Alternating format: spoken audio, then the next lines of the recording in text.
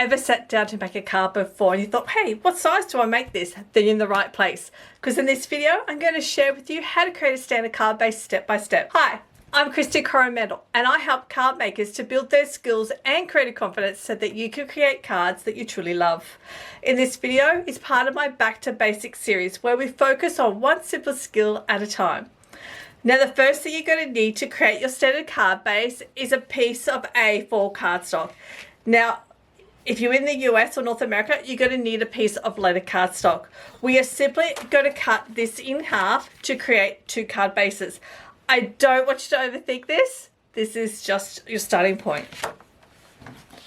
So we're going to place our cardstock into our trimmer, and you are simply going to cut this in half. Now, this is easier than it looks. We're simply going to line it up, and we're going to just cut straight down. So this now gives us two pieces. Each piece will come one card base. Now let's score this cardstock in half. So I'm going to rotate our cardstock. This helps us to be able to get a clean professional fold. So I'm going to line it up in my trimmer at the halfway mark again. And I'm going to use my scoring tool to now score this down the center.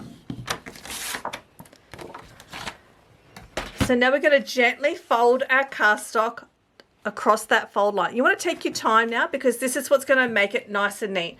Now, as an added bonus, you could use a bone folder to run that across that score to create a nice crisp edge. And that small step's going to make a huge difference.